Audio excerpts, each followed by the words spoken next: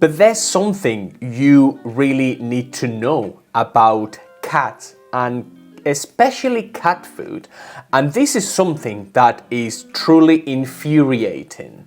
When I got into the industry many years ago, I was completely oblivious to this, and ever since we started setting up different businesses around the pet food industry, we have come to the conclusion that cat food is totally and utterly infuriating, and you should also be infuriated. You should really care about this issue as much as we do. And let me tell you something, whenever we present people with the evidence, people agree with us and people end up feeding their cats better.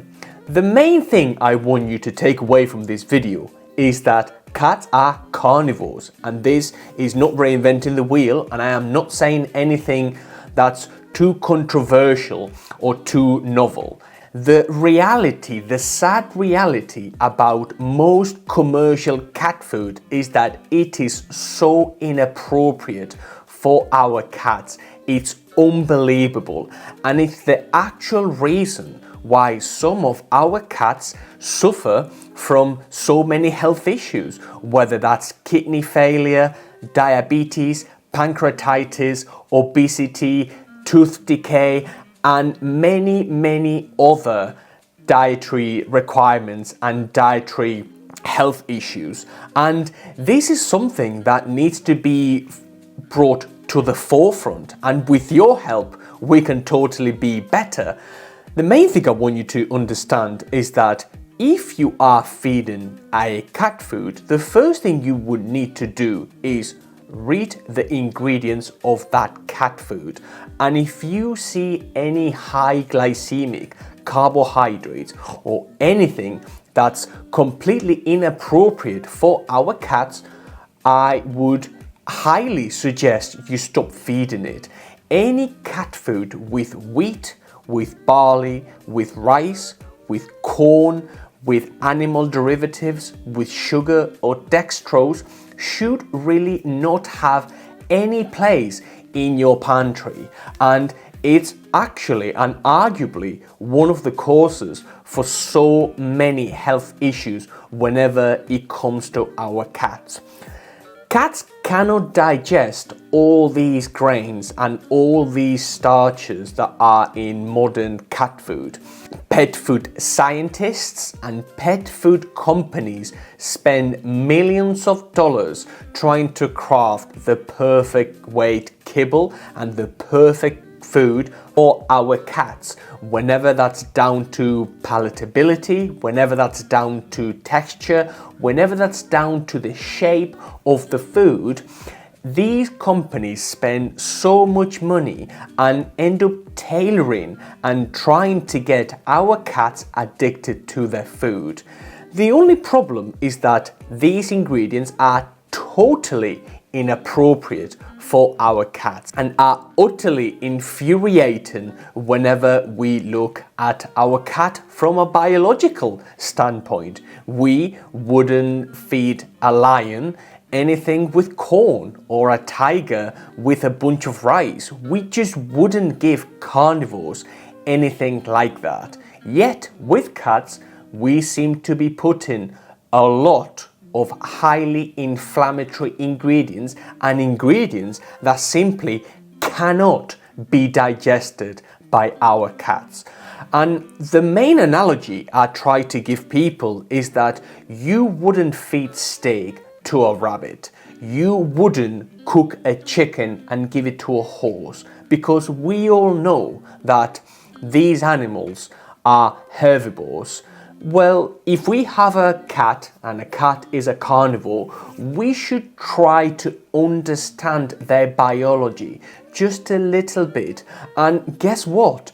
Whenever we give our cats better food, whenever we give our cats a biologically appropriate diet, a diet consisting of mostly meat, if not all meat, our cat's health gets better and better and better. The stools get better, their coat get better, their teeth get better, they get slimmer, they stop having so many health issues associated with diet, with ultra processed foods, especially in cat food.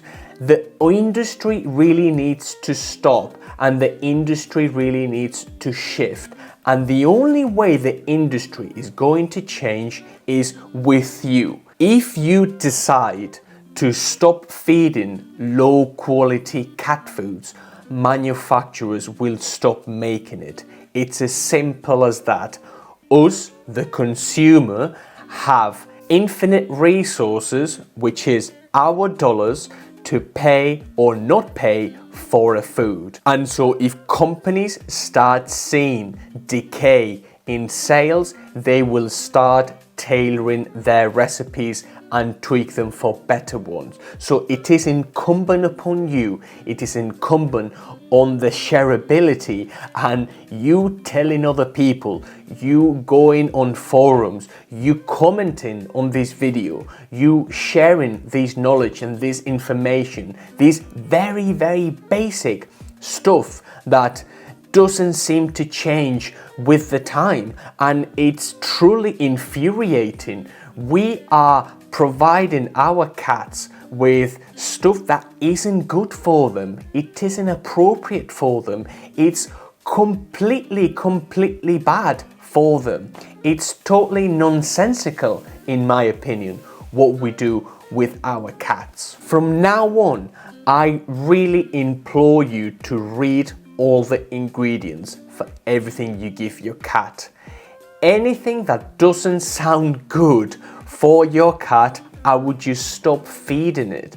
And if you stop doing that, your cat's health will improve, and will improve not just a little bit, it will massively improve your cat's life. Whether that's food, whether that's treats, whether that's anything else, your cat really does deserve better, and you need to do better for your cat, because at the end of the day, we love our cats, we love our pets, and we want them to live a really nice life because they didn't ask for it. We got them. We decided we wanted pets, and we decided we wanted cats. And so it really is incumbent upon us to read, to research, and to do basic due diligence whenever it comes to their dietary requirements in this case.